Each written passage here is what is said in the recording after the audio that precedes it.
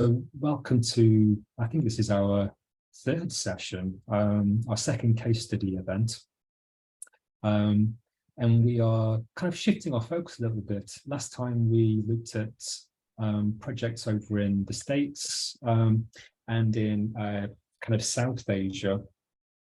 And today we're going to be looking a little bit East Asia, and especially kind of Korea and South Korea and Japan.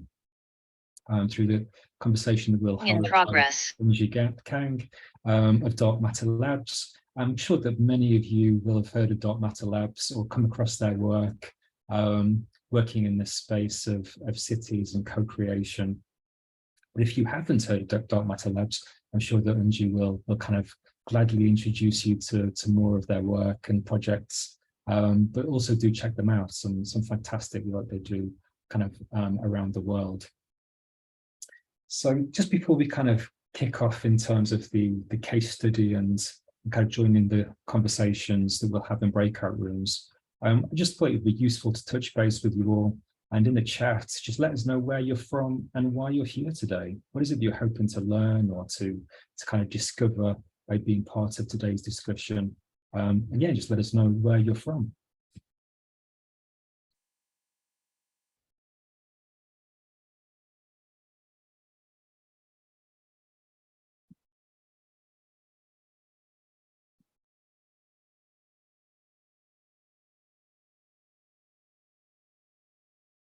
Hi, Alexandra.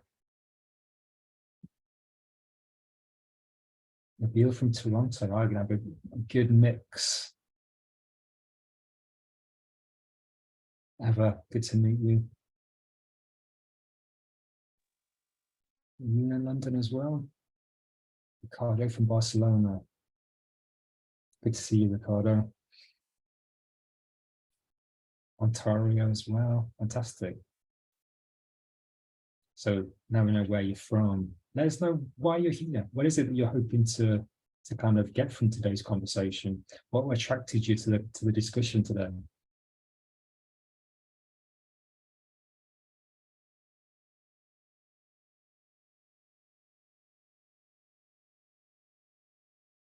It's a tough question. Then about shrinking cities. Yeah, I think that was a term that is possibly quite different from the conversation that we've been having kind of within the cities hub, but also kind of in other places, in other city-based hubs.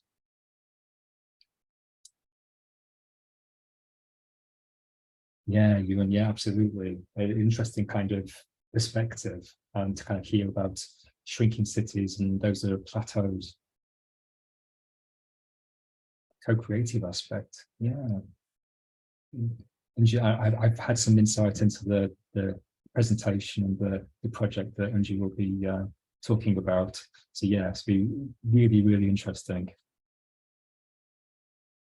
Fantastic. So no, yeah, I'm sure that you're going to hear kind of slightly different perspective, but certainly we'll be able to relate to lots of people's work. So after a bit of a welcome introduction, I've already spoken about Eunji. I say hello to everybody else. I've not introduced myself yet. My name is Carl Quinn, and I am based in the UK, in the centre of England, in a city called Leicester. I'm sure that some of you will have heard of the mighty Leicester City and Leicester Tigers before. So that's where I currently live.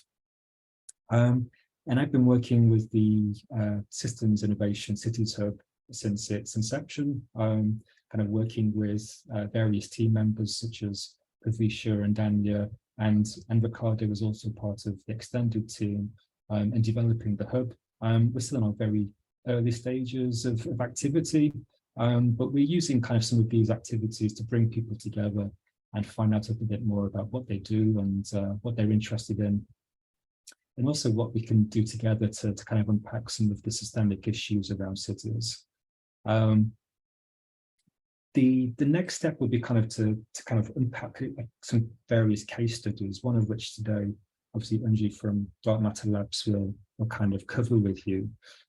If you have any recommendations for other presentations, for other speakers and for other case studies that you would like to hear in future, do get in touch with us. We're keen to kind of keep these things going and yeah, have some good fun and dive a bit deeper into some of these insights and wonderful work that people are partaking in wherever they are in the world. Following the presentation from Eunji, what we'll be doing is having a bit of a breakout session. Eunji's got some really kind of insightful provocations for us to try and explore together. And she's kind of given us some questions to kind of work through to guide our discussion. And that should take about 25-30 minutes to kind of dive into our sharing and our shared insight. And capture some of those discussions. And if we have time, what we'll do is we'll kind of have a little bit of a feedback session. But if not, I'll just kind of bring us all back together again to have a little bit of a wrap up and reflect on what we've done today, and obviously how we can kind of continue the conversation going forward in the city's hub. So what I will do is I'll just kind of give you a quick introduction to the wonderful Eunji. I must keep talking about her, but it would be important to kind of give a bit more insight into who she is. It's my absolute pleasure to introduce Eunji. She's a system change and experimental products lead at Dark Matter Labs. For more than 10 years, she's pioneered various types of urban experimental projects in social innovation and large-scale systems change programs. These projects have covered such areas as mental health, childcare, climate-neutral cities, financial health, food waste nutrition, social housing and care, human capital movement, free zone trade, civic capital, and global risks and strategic hedges in Europe, Asia, and North America. So obviously quite a range of experience that we've got at our fingertips today. So do take advantage, as you know, write down lots of questions and fire them across. The wealth of knowledge that Eunji brings is going to be immense. She developed a portfolio of urban assets and focusing on large scale sense-making and decision-making processes in Asian cities in particular, which hopefully she'll be able to kind of dive into a little bit further with us today. So it is my absolute pleasure to introduce Eunji and to hand over to her so she can kind of talk you through a case study and some provocations with us. Thank you very much.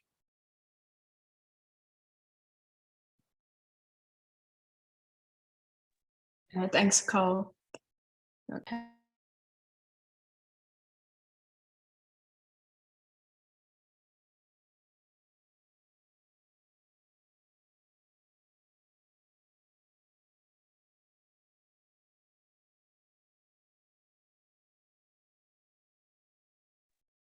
Can you see my screen, everyone?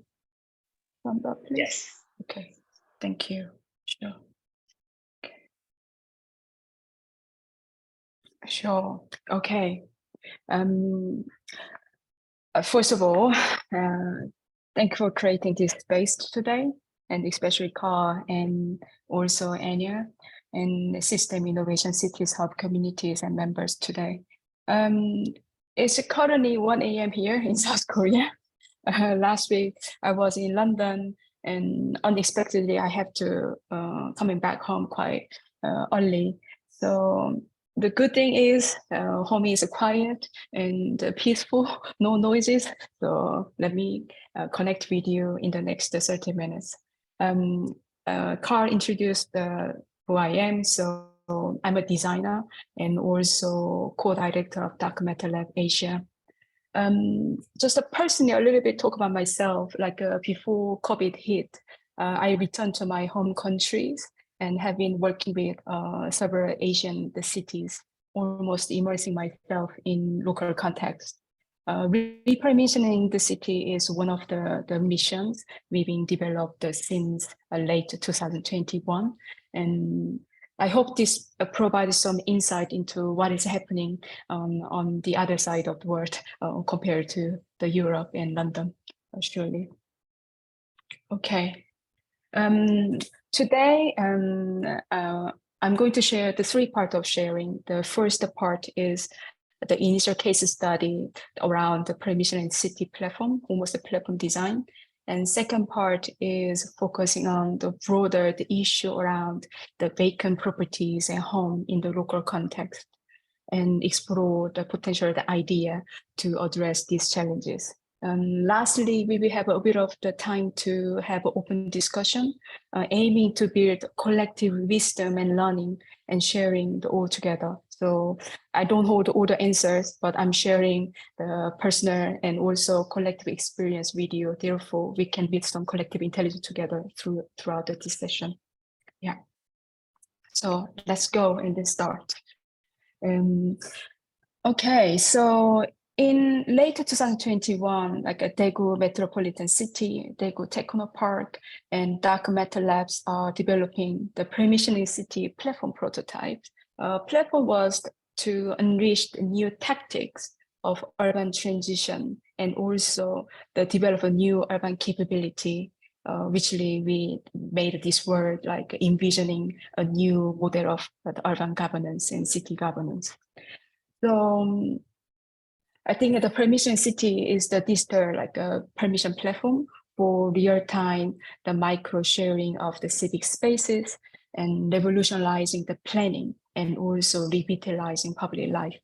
A platform which is aiming to co-create in early 2024 in the physical site in Daegu. So we had the first prototype in 2021, and last year we've been developing detailed blueprint of how we can actually co-design with the community in terms of technology development.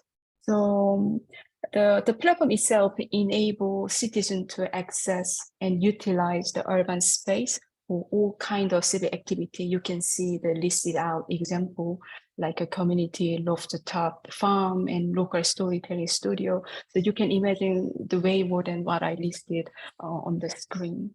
So during the time, like post the pandemic, we haven't seen that growing movement around temporary usages. In the UK, we used the meanwhile spaces as an opportunity framework to address the pressing urban challenges in the post-pandemic and also post-carbon society. I think that is a kind of common thread. So we wanted to imagine how we can make like a TU as a scalable urban strategy. That was something in our mind. The foundational question for us is how we could transition from state-centric permission, which is quite analog and top-down, to state-driven protocol or permission system, which is an autonomous, dynamic the permission system. So this means the tech development must consider like a nurturing civic and system capability and design a civic-centered governance model to maintain and steer the civic asset. I think these are the kind of simple one we can actually phrase it. Just the one thing I wanted to share that currently the platform development is like a splitting into 3 micro units. I wanted to just give you a kind of flavor of how we've been actually developing this thinking. So first one, you can see that diagram on the left side. So mapping space level of outcome and output with the city level of outcome. And second part is designing the shared protocol through conversational chatbot. And then the last one is experimenting voluntary compliance mechanism through human and machine sense-making capacity in the actual site. So while we've been working closely with the Urban Regeneration Bureau, we've been actually discovered that there are significant challenges then literally designing the digitalization of the permission system. The one hand, there is the digitalization of the permission system, which is making it accessible for the use of the government purchase building property easily. On the other hand, there are almost impossible tasks to tackle the growing number of vacant property in the metropolitan city center, literally, with some area having the vacancy rate exceeding over 20%. So in the next slide, I'd like to share the scale of these challenges and some response to this. I think that will be quite main part of today's discussion. Okay.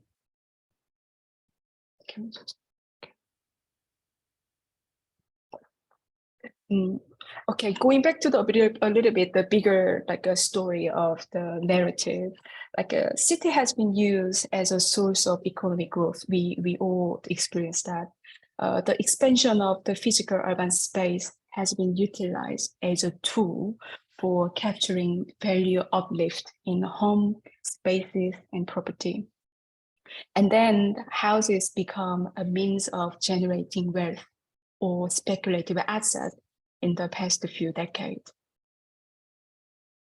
However, in the time of the economic stagnation and slowing down in population growth, especially in global south, global north, and the uncertainty in the material shortages has posed the challenges to the notion of the home as a tool for generating wealth anymore. So it's not really that surprising that the number of the underutilized and older homes is increasing in the area, especially where rapid economic boom, like fueled by globalization and rapid urbanization.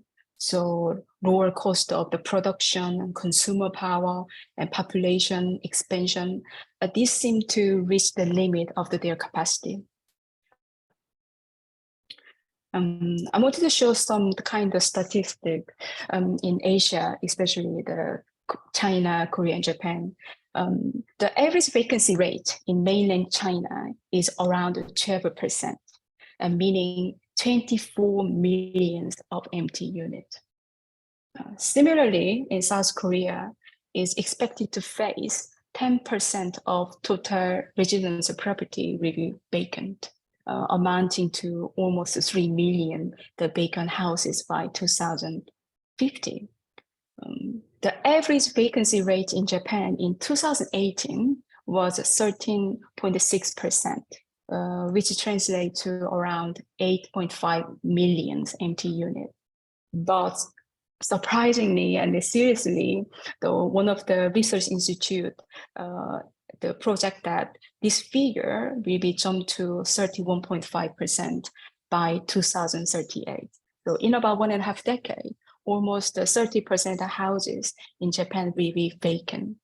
So I'd like to just play a short video clip that explain how housing value is reduced virtually to zero. It's just a kind of fun video. I'd like to watch it together video.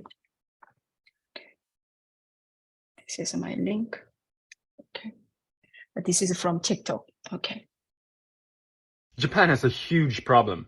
Let me tell you why. This house has zero value. Null, nada. But it's still beautiful, right? I bought this house in central Tokyo last year and started renovating it on my own. The house was abandoned for 10 years and was built in 1936. This might be a cultural shock for a lot of people, but older Japanese houses have zero value. The value lays in the land and the house itself depreciates, right? Oh, look at the termites eating my house. All of my Japanese friends thought I was crazy for trying to save something that has zero value. I documented the entire journey on my Japanese-speaking YouTube channel. And maybe you saw the final result, the house tour from Caleb Simpson's video. How much do you pay for rent in Japan? I don't pay rent. Japan has almost 10 million abandoned houses. Buying an abandoned house in Japan isn't actually that hard. But renovating one is. For example, trash disposal. Incredibly expensive. Sourcing material too. I'll document this week by week on a new renovation series called Tokyo Renovation Diaries. Please check it out and follow for more Japan content.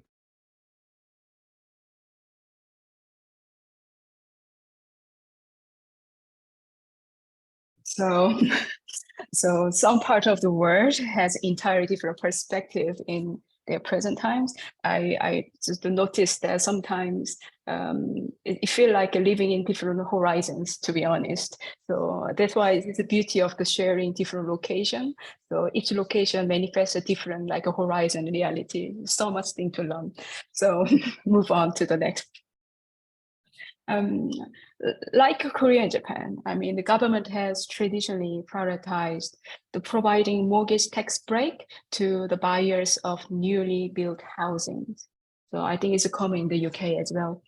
However, there have been a lack of attention to what should be done once this new home age. So current situation reflects the consequences of not taking sufficient measures to address the final stages of the housing life cycle. Therefore, there is the need for the government to establish the measures, like including allocating funds to facilitating the closure and dismantling of these older homes in the future. In parallel, I think legal framework such as like empty home tax and the vacant home registry act on small-scale housing improvement has been established for like generating the vacant housing statistic in terms of data, and also the utilizing vacant home for community purposes. I think this is happening around the world. However, since vacant houses are private property, so practical renovation and utilization still remain impossible without the consent of the housing owner and house owner, especially in South Korea. But I'd like to hear more about your country's regulation and the UK as well, and the Spain too. So furthermore, the housing data cannot be made public without the owner's consent either. So you can see it as a result, again, there are limited means to raise the public awareness about the vacant housing issue. So the key takeaway from this particular situation is that current ownership model can conflict with the allocation welfare. So allocation welfare mostly focus on efficient high use and the maintenance, as there is an overemphasis on individual right over social contract and responsibility. Despite like the municipality and the government have a budget to purchase or rent the underutilized space and property to repurpose them for like a community function, you see a lot of amazing innovation to repurposing the vacant property into the entertainment and public the space. But the rate at which vacant housings are increasing is significantly faster. And also, this is a quite important one-to-one communication between the owners and the government has not been able to resolve this issue in a timely manner. Okay. So if I summarize that, I'm now moving to the shift. So the current emphasis on individual property right and ownership has led to overlook the potential benefit of the shared and distributed ownership and stewardship. In my opinion, the current ownership model, a little bit the typical us to look the system, they much more focus on the point of the property. Through the interview, I think we identified that there are actually quite complex underlying driver. So when you see the blue diagram, you see the underlying the driver of what leads to actually vacant properties, such as people living in the high level of vacant neighborhood experience mostly high level of complex life challenges like domestic abuse and the money worries. These are like intergenerational, like the poverties. So, and also another part is the strong expectation and belief on future the property development, almost like a fantasies and myth, and eventually leads to the basically vacancy. So in my understanding it is not about the home issue. Actually, it's more about there is not enough economic opportunities to grow diverse civic asset or diverse urban asset apart from holding the property or holding homes. And the individual motivation and reasons impact on the wider community and neighborhood. You can see in the left top, the impact, the change. You can see that overall, like a broader the quality of life because of social fragmentation, and also the premium insurance payment, something like that. And also, if you're looking at the government municipality perspective, it is also hard to have established data, evidence-based framework that support consensus building and collective decision-making in multi-stakeholder relationship. So simply, if I summarize it, the ownership become a barrier to intervene. And secondly, home becomes societal liability at the neighborhood scale. So in this particular context, I think there are needs for a shift in our property ownership and land use. So how can we address and change this? This is such a big task and challenges. I think we need to adapt and reimagine new contractor model and ownership model that prioritize nurturing diverse user classes over holding asset classes only, and emphasizing the social contract and responsibility over individual property right and gains. It is just the need of a right balance between two different needs. So we propose new ideas around regulations. Here we talk about fiscal reform that incentivize the care for land and home, and contracting, distributed ownership, and governance and policy that the potentially to disrupt the current legal limitations and demonstrate the alternative pathway for the building new civic asset economy that create the value beyond sole ownership of the property. We know that we can't solve this through the one single project. It requires multi-actor and multi-scalar, ranging from product, services, platform, and institution to create pathway for multiple levels of the change, such as a governance, policy, regulation, behavior changing, even the cultural and norm and expectations. Yeah. So in the following part, we will explore 5 provocations that touch upon like a sensing, contracting, and ownership, and governance, and entanglement. So let's explore. The first idea, the provocation is these two twins of depreciating the spatial asset. So what if we map the impact of spatial asset rather than the asset themselves? So city can use the housing data to create a map that shows underutilized space as well as social economic impact cost to other civic infrastructure. This map can provide the policymaker and urban planner with insight into long-term urban planning and strategic direction to urban regeneration. We commonly hear nowadays about digital twin. Digital twin is literally about the visual simulation tool. So visual simulation tool to visualize intangible information on top of the physical location data. This sense-making tool, visual tool, can build comprehensive information around impact of the spatial asset.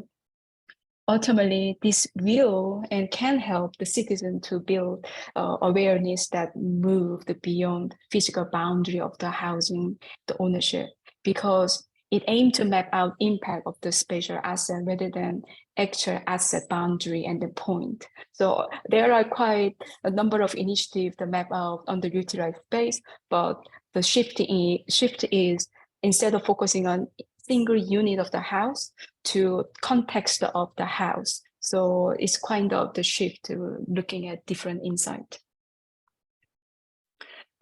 Second idea is the pairable agreement to care. So you can see the multiple chains of the agreement and contract in this diagram. So what if we create additional the pairable agreement on top of the existing ownership agreement that focus on codifiable contribution to regenerative spatial asset development or community of care? So one of the effective approach to promote a certain outcome is to tie tax exemption and incentive to the impact of activities. For instance, the property tax is linked to the ownership agreement, which formalizes the relationship with the land and property. And also government use a tax incentive to encourage the energy efficiency tech or practice by offsetting expected future cost saving, right? So is it possible to create additional agreement that focus on the measurable and codifiable contribution to the regenerative and actions like planting the tree and creating the community garden, and also creating quiet space for deep contemplations and social patience to each other in the community level. So by considering the multi-dimensional stakeholder, including human, animal, and non-human agent within the physical boundary of the land and property, spatial user can be incentivized to engage the activity that benefit community and neighborhood. So you can imagine the change of the agreement can be automatically incentivized the outcome. That's kind of hypothetical provocation. Yes, the third one is a quite fancy word, the NFT property right. Yeah, so what if we reimagined the new form of the ownership model, moving away from perpetual and limited ownership that prioritized allocated welfare and investment welfare in both.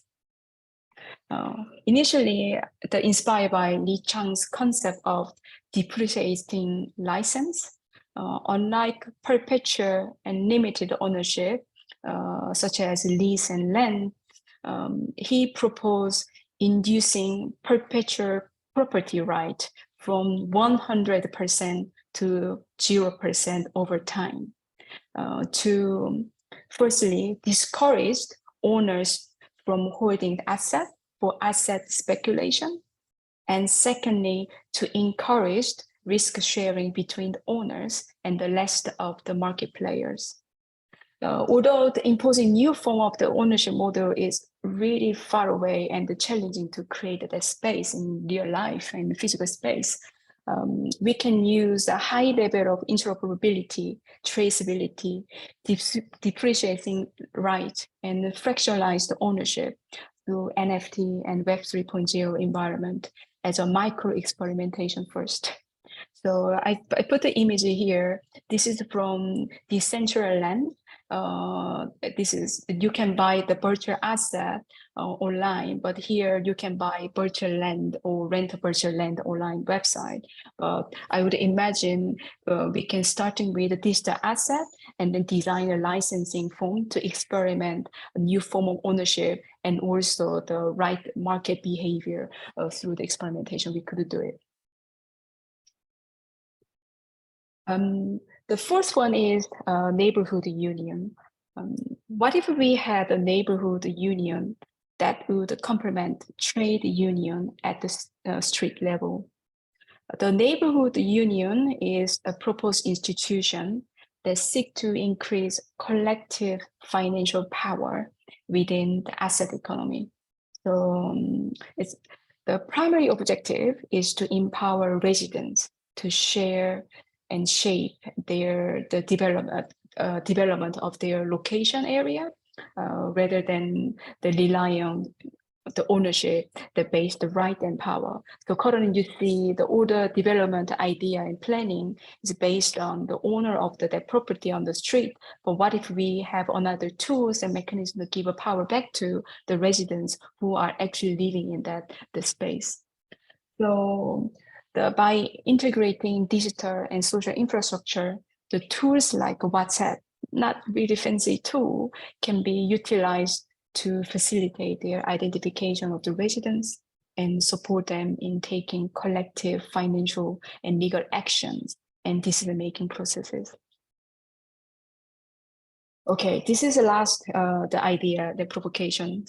What if we expanded and reimagined our understanding of the civic asset and utility derived from the 20th century infrastructure, such as the sewage system and transportation and the public services? The new emerging asset and capacity, such as data, relationship, collective governance, and predictability, these provide us with the tool that designed equitable and resilient communities. The white traditional asset like a water system, waste management and transportation, open park and emergency services are still critical function for the community living. we can also reimagine the 21st century civic utilities on top of this foundational traditional asset. For instance, networks of the massive open school. School is not one place. All the micro size of school become the network of whole learning the city can be imagined. And network of one bedroom hotel. So, or you can also imagine street level of hotel by sharing small space, but we can combine it as one hotel. It's also possible. It's not like the massively different task. Library of things and part of the edible, the forest. So you can see here the network of effect at the same time, coordination, the capacities. So this deliberative the asset can enhance coordination capacity and the value, the product relationship and multi-dimensional value. Yes, that's the kind of the idea. Yeah. So there will be more provocation and experimentation for sure to build a pathway toward a civic economy. Ultimately, without fully integrating the entanglement of values and having economic cases and opportunity to create a civic asset development, the current pattern of the vacant homes wouldn't be addressed quite easily, in my personal opinion. So this is all from me, and I prepared some question to you as well. I'm going to just read it to you all and then hand it over to the call. So I see that you are all from different part of the world. How does your context tackle vacant home issue in your country? I'm quite curious about that. And secondly, what would the future look like if housing values are literally zero? You saw it that small video clip from Japan. Then what new opportunity and what new risk could you imagine? Are we in the future housing will be completely free, like a free house, free space, and free nature even? And are we continue to keeping rent-seeking behavior in this future? I would love to hear about the imagination and opinion. And thirdly, okay, then what would be the micro step to test and demonstrate this future in the next the 12 months? Are there any new idea to encourage new form of the relationship with the land and asset and properties? So for me, the more I think about this ownership of the current urban space, this is our one part of relationship with the land and urban space through the contractual framework. But how could we reimagine that relationship? So yeah, that's all from me. I'm handing it over to the call and group discussion. Thanks for listening. Thank you. Thank you so much. Thank you so much, Eunji. There's two people clapping, and I've seen a few heart emojis going as you're talking. So yeah, some really interesting insights. Thank you so much.